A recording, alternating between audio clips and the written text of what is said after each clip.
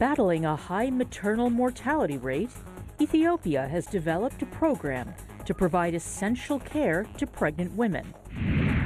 Will the polio vaccine become a victim of its own success, or will the world muster what it takes to end this disease? And Nelson Mandela's grandson, Ndaba, elaborates on how he's keeping his grandfather's legacy alive. Africa 54 starts right now. Good evening, I'm Esther Gidu. You are in for Vincent Makori. This is Africa 54. Tonight we begin with sobering news out of East Africa. Ethiopia has one of the highest maternal mortality rates in the world, where 1 in 27 women die during childbirth. To address that problem, maternity waiting homes have opened in parts of Ethiopia to encourage more women who live in remote areas to deliver at a health facility where they can receive the services and newborn care they need. VOA's Julie Tabo has more. Mezgebe Weni is recovering at a maternity waiting home in Ethiopia's northern Tigray region. The 19-year-old recently lost her baby after a prolonged labor and had to undergo surgery. She's here because it's close to her home and makes it easier for skilled health workers to monitor her progress. I would have lost my life if I attempted to deliver at home, and if I didn't receive the necessary treatment and care at the hospital. My house is about an hour drive from here by car. To help improve maternal and childcare health in remote areas, Ethiopia's government and the international development charity Voluntary Service Overseas set up about 20 maternity waiting homes around the country, where pregnant women, especially those at high risk, can have access to proper health care. This is the Mulu Esefa Hospital. This maternity waiting home is essential for this area because we have people living in very remote areas who could be in labor outside the mobile telephone network coverage or difficult to reach by ambulance. So we thought it would be safer for them to stay here up to a week before their anticipated day of delivery. A decade ago, the Ethiopian government hired 30,000 basic health workers to provide preventive and curative healthcare services across the country. But for the more than 85% of Ethiopians who live in rural areas, the nearest health clinic can be hundreds of kilometers away. Most Ethiopian women still deliver at home, with 57% helped by a relative and 28% by a traditional birth attendant. But more women are learning about the risks associated with childbirth. Although pregnancy-related deaths have fallen in recent years, the country still has some of the highest maternal and neonatal death rates in the world. 30% of deaths among women aged 15 to 49 are due to pregnancy and childbirth. We focused in this area because it's located in the border of Afar. So these people are nomads. They are walking around. They are not settled in one place. And this hospital is serving 1 million population. So if we set a maternity waiting home here, it serves not only the population in the ASP area, it also serves in the community coming from the other regions like Afar. There are plans to expand the maternity waiting homes program in the near future to accommodate more pregnant women and to bring skilled prenatal and postnatal care in remote regions. Julie Tabo, VOA News.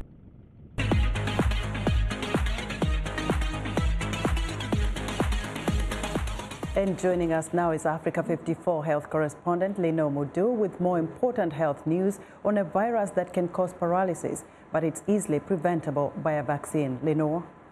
That's right, Esther. Thank you. The world is close to eliminating the threat from polio, but to eradicate the disease, it must be eliminated everywhere. Health officials say that the tricky part, because if the virus responsible for the crippling disease exists anywhere, it can still spread worldwide. VOA's Sergei Vitkovsky reports on the challenges that face polio eradication efforts. The polio virus has been eliminated from much of the world, but pockets remain in some of the most difficult to reach places. Medical teams in Afghanistan, Pakistan, and Nigeria are trying to vaccinate children in remote and vulnerable areas. But widespread unrest in Afghanistan and conflicts in northern Nigeria prevent thousands of children from receiving the polio vaccine. To keep children safe from the crippling and potentially fatal disease, medical teams must coordinate efforts across borders, across conflict zones, and among migrating tribes. People keep moving with the current trends of mobile populations as a result of either conflicts, economic situation, political situation. You have people moving with the virus, and it's difficult to track them and vaccinate the vulnerable children in this mobile population. But even as polio eradication efforts focus on the last places where wild poliovirus exists, new problems can crop up. If there's not enough coverage to sustain protection, that virus can mutate. It falls into the environment and it can mutate and goes into outbreaks. Outbreaks can be avoided by vaccinating entire populations so that there are no gaps for the mutated virus to slip through. In 2017, the World Health Organization reported only 22 cases of the polio virus. But such low numbers can lead to another problem: complacency. People are getting tired, the program has been going on, they thought it would have ended, and we keep shifting the goalposts and all that. Without continued international support and funding, experts say polio will prove difficult, if not impossible, to eradicate. That's why it's so important to stay focused. Complacency is not just for the program alone. The funders of the program are also getting tired. The fund is drying up, and if the fund dries up and the job is not done, you are going to have a major problem. We may have reinfection. The hope is that if ongoing efforts remain strong, then the infectious disease caused by the polio virus will ultimately be relegated to the history books. Sadie Witkowski, VOA News, Washington. The United Nations HIV/AIDS body, UNAIDS, warns that complacency is starting to stall the fight against the global AIDS epidemic, with the pace of progress not matching what is needed. In an updated report, UNAIDS says that the fight is at a precarious point. The report says, among other things, the promises made to society's most vulnerable individuals are not being kept. Data in the report shows that overall, among adults and children worldwide, some 1.8 million people have become newly infected with HIV in 2017. And while global AIDS resources rose in 2017, there is still a 20% shortfall between what is needed and what is available. Michelle Sidibe, Executive Director of UNAIDS, says there has been great progress in reducing death from AIDS and in getting a record number of people into treatment with antiretroviral drugs. And that's our health report for today. To stay in touch, find me on Twitter at Linor Moudou. Esther, back to you. Thank you, Lino. Be sure to watch Lino Moudou's health reports every Tuesday and Thursday on Africa 54. Lino will be back in just a few minutes with part 2 of our interview with Daba Mandela, a grandson of Nelson Mandela, as he elaborates on his work and various endeavors furthering his grandfather's legacy.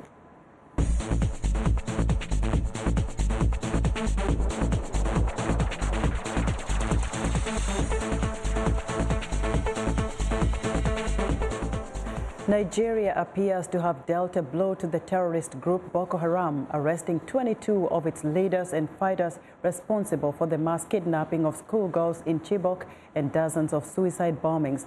A police official says the suspects have admitted to committing some of the crimes. While the remaining ones are part of the suicide bombings that is taking place all over the town, then they also confess to attacks on Bama, Goza, Mubi, and other towns. But as for the Chibok girls, it's 8 of them that confess to be part of the Chibok girls operation. He also says the suspects are helping with information that could lead to the arrests of other Boko Haram commanders. Boko Haram has killed more than 20,000 people during its 9-year insurgency. Dozens of the Chibok schoolgirls have been freed, but more than 100 are still missing. Cameroon has arrested 4 soldiers suspected of shooting and killing 2 women and 2 children in the country's far north, where its army is battling Boko Haram. A video of the incident, which has been shared tens of thousands of times on Twitter since it emerged last week, has provoked international outcry. Government spokesperson Issa Chiroma Bakari described the footage as fake news, saying that the men in the footage who were wearing military fatigues did not appear to be Cameroonian soldiers. The shaky footage shows two women, one with an infant strapped to her back, being led by a group of uniformed men who accuse them of belonging to Boko Haram. Amnesty International says it has gathered credible evidence that the men in the video were indeed Cameroonian soldiers based on an analysis of their weapons, speech, and uniforms. Eritrea has pulled its troops back from its heavily militarized border with Ethiopia in what the pro-government Eritrean press agency says is a gesture of reconciliation. There was no immediate confirmation from the government in Asmara, but the move would be consistent with the rapidly improving ties between the two nations, whose 1998 war killed tens of thousands. Ethiopia's Prime Minister Abiy Ahmed and Eritrea's President Isaias Afwerki signed an agreement on July 9th to restore full diplomatic relations. Early on Thursday, Ethiopia appointed its first ambassador to Eritrea in 2 decades. An online report from Fana news agency says Redwan Hussein, formerly Ethiopian ambassador to Ireland, had become Addis Ababa's representative in Asmara.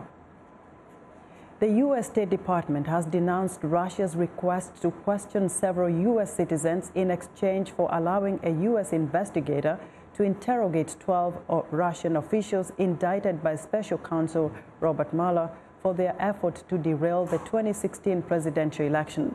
Among the Americans the Kremlin wants to interrogate is former U.S. ambassador to Russia.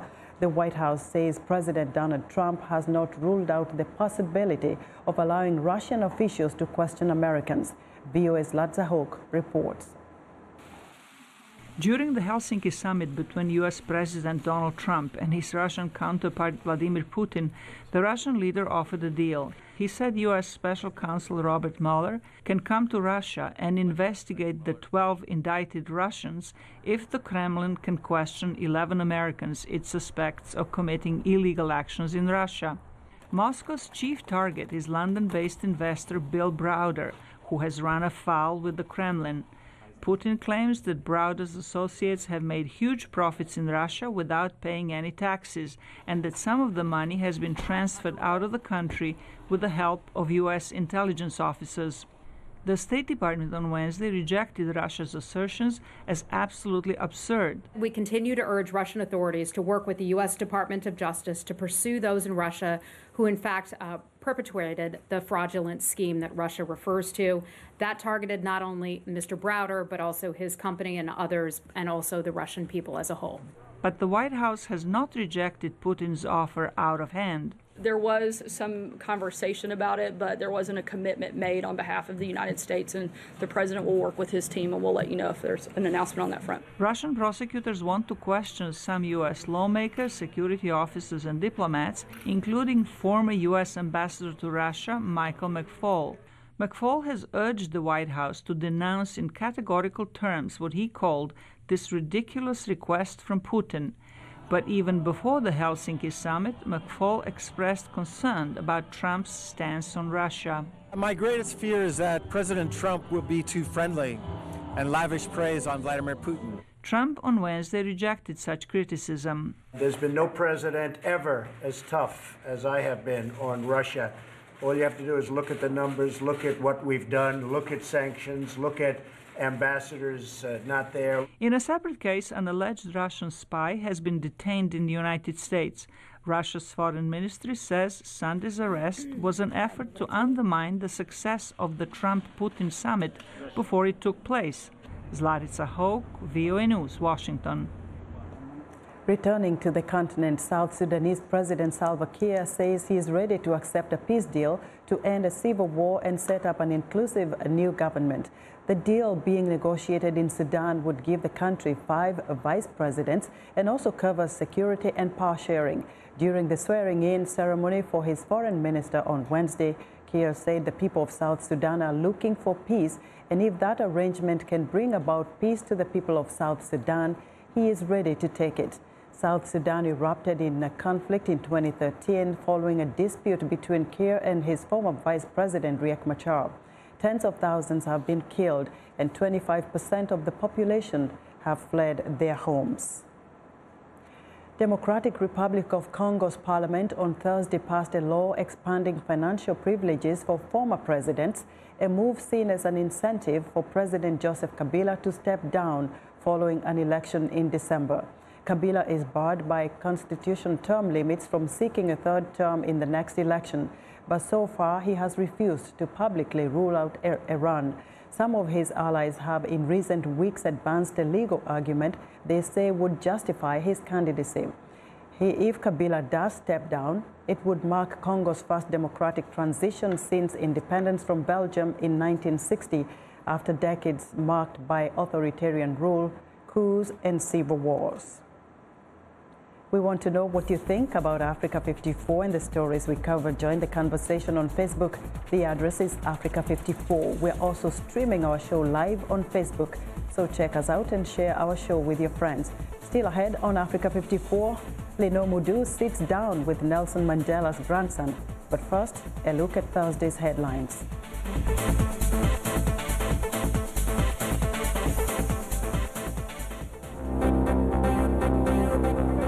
In Nigeria, 22 Boko Haram militant leaders and fighters are arrested, charged with abduction of 200 schoolgirls in Chibok in the northeastern part of the country and more than 50 deadly bombings.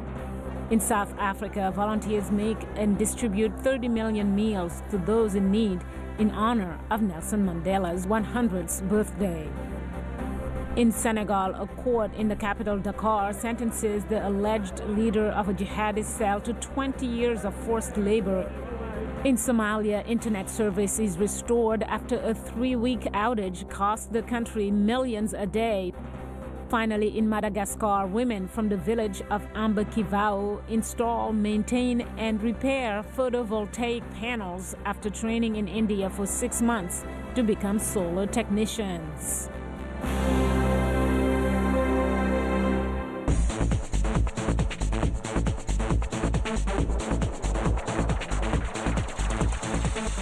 Nelson Mandela once said, "The difference we have made to the lives of others is what will determine the significance of the life we lead." Answering his grandfather's call to making a difference, Daba Mandela talks about his endeavors and activism in part 2 of his discussion with Leno Mudu. Bookmakers have dubbed you the next Madiba.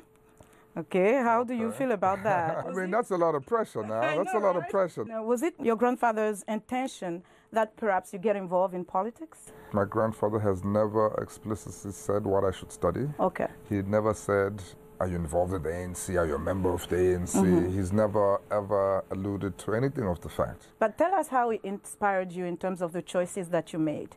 Growing up, Michael Jackson came to visit us twice. Bush, Evander Holyfield, Lennox Lewis, you name it. When I saw how they admired and just revered at the fact that they were able to spend a day or an hour with Nelson Mandela. Obviously, that inspired me to say, wow, this man, this is the work he does. This is why he's respected.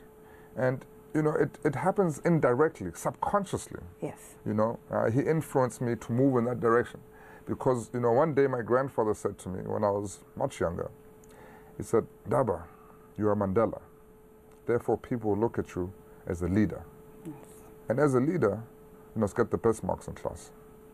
And I was like, oh Lord, I just want to be a normal kid and run around and have fun. Yes. You know, I didn't really want all that pressure. And that's one of the things that stick out today, because he was preparing me to take up this role, preparing me to say, whether you like it or not, you're Mandela. Therefore, these are the expectations that come with your lineage, my boy. You are the co-founder of the Africa Rising Foundation. Tell us about the foundation and why it was important for you to launch it. Well, I was very lucky to have traveled around the world with my grandfather and obviously with my cousins and brothers, very privileged. And when I did that, I realized that people outside of the continent of Africa have very little knowledge of Africa. And the little knowledge that they have is negative information. That Africa is a place of war, poverty, disease, and dictators. So we decided that we need to do something about this misconception of Africa. And so we got together with my friends and I told them about this, and I realized that this was in the mind of a lot of youth. And so we felt that in order for us to break down these misconceptions, we need to focus on empowering the youth, because it will take 2 or 3 generations for this misconception to truly be broken down. Yes. So we need to empower young Africans for them to be able to say, I am an African, I know what it means to be an African, and I am proud of it. To give them a heightened sense of pride and confidence in being African. So we felt the best way would be through education, technology, entrepreneurship development, and celebrating African culture, where you can spend the most amazing holidays, where you can do business. 7 out of the top 10 growing economies in the world today are in Africa. You are a global ambassador for UNAIDS. Tell us about your engagement in this cause, HIV/AIDS, and why it was so important for you to get involved. First of all, both my parents died of HIV/AIDS. And as you know, this epidemic has ravaged our country and the continent over. And, you know, the stigma of this disease was something that was really killing us, because it was not like any other disease that we've ever seen before. It came with a question of morality, because if you've contracted HIV/AIDS, you have been engaging in immoral behavior. You understand? You have been sleeping around. You have been not protecting yourself. You have been doing XYZ, which is nasty, which is terrible, which we cannot talk about, we must hide. And so when people contracted this disease, they died in silence. They died alone. They died with shame. So it was important for my grandfather, first of all, when our father died, to disclose that our father, his child, had died from HIV/AIDS. Because up until then, people will always be talking about the other symptoms. He decided that, no, we're not going to talk about TB and pneumonia, we're going to talk about HIV/AIDS. And that was one of the turning points in our country, because one of the biggest family, if not the biggest family, had disclosed to the world that HIV/AIDS has taken the life of their own. And so it gave courage to other families to also start talking and fighting the stigma that exists. Through that courage of Madiba, you know, our country has slowly been able to get rid of HIV/AIDS. Obviously, the fight continues. People must not be naive or have any misunderstanding. HIV is still very much alive and kicking, and we need to defeat this disease. I then was asked to be an ambassador of UNAIDS just shortly before the World Cup in South Africa in 2010, and I've been serving ever since. And of course, because I've been a victim of it indirectly, you know, it's a no-brainer that I continue to fight and champion this cause, because it also has to do with the rights of minorities, people with different sexualities. You know, it's about discrimination, the very same discrimination we faced during apartheid of South Africa. So I champion this cause, and it's something that I'm very passionate about, and I wish many more people can join us in this fight against HIV/AIDS, because we want to end discrimination, we want to end the infections, and we want to end the deaths that are related to HIV/AIDS. Ndaba Mandela, thank you so much. Thank you very much. Ndabulela. For more insight on her discussion with Daba Mandela, I'm joined by Lenore Mudu. Lenore, this is just some sort of life-changing. You look at this young man, and you just wonder, he's already an emerging leader. He is a leader. And I'm just wondering, what other life lessons did he say he learned from his grandfather? So as you say, he's definitely a leader, and it comes across very quickly when you meet him. First of all, one of the lessons, he learned so many lessons, but one of them, don't expect change all at once. We saw that Nelson Mandela spent 27 years in prison before change could come to South Africa, dramatic change. There is also nonviolence is a strategy. That's something he took from his grandfather. And respect your heritage. The title of his book, Going to the Mountain, is a rite of passage, a traditional rite of passage for young men in his tribe. So he was very much connected to his heritage. His grandfather made sure of that. And also education. Education is essential. And as you could see throughout the interview, we came back to the fact that education was so important to Nelson Mandela. When he came out of prison and became president, he even started what became the Nelson Mandela Children's Fund. And one of the things that he told his grandson, he said that while he was in prison, one of what he missed the most was the sound of children. So he made sure that that fund is set to help children get an education and have a better life. Now, I'm just wondering, behind all that interview, did he ever talk about any political ambition? Well, he didn't say anything like that, but we will not be surprised if he moves in that direction, because he learned so much from his grandfather, and he definitely is trying to emulate some of what his grandfather did. Of course, there will always be one Nelson Mandela, but everyone is trying to leave, in one way or another, his legacy. Now, let me tell you a fun fact. Did you know that in the movie Black Panther, the kingdom of Wakanda speaks isiXhosa, which is the language of Nelson Mandela, and that's how he said thank you to me at the end when he said Dabulela. So I learned a little bit of Xhosa. Dabulela, Lino. Yes. Thank you so much. It's so good to see so many people around the world living Nelson Mandela's legacy today. Lino, thank you so much. Thank you.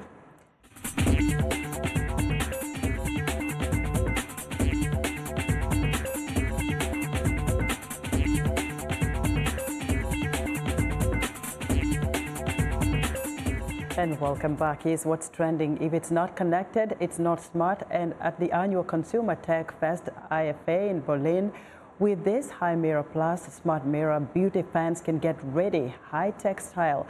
It looks for wrinkles, fine lines, spots, pores, and more. That data can then be synced with a user's smartphone to be accessed anywhere. For those forgetful shoppers who want to make their regular fridge into a smart one, London-based Smarter have created their Fridge Cam. The wireless camera allows users to see its contents from anywhere using a dedicated mobile app. Meanwhile, the Bluetooth-connected Play Brush hooks up to a smartphone app. Users play games by moving their brush in different directions. And Nigeria's writer and food blogger Oz Soko is mixing up a popular drink known as Chapman in Lagos, Nigeria.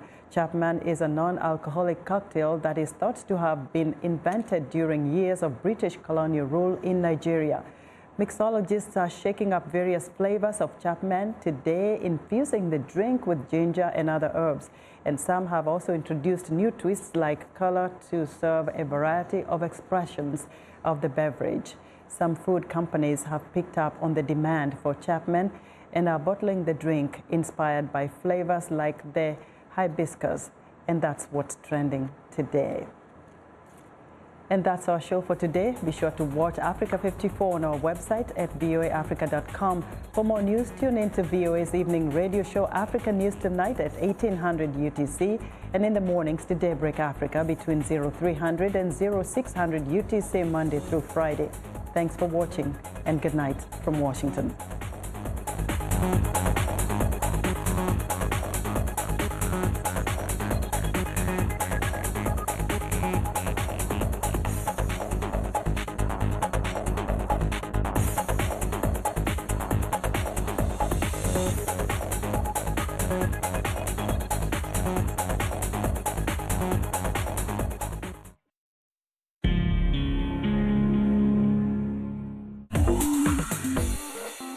Welcome to English in a Minute.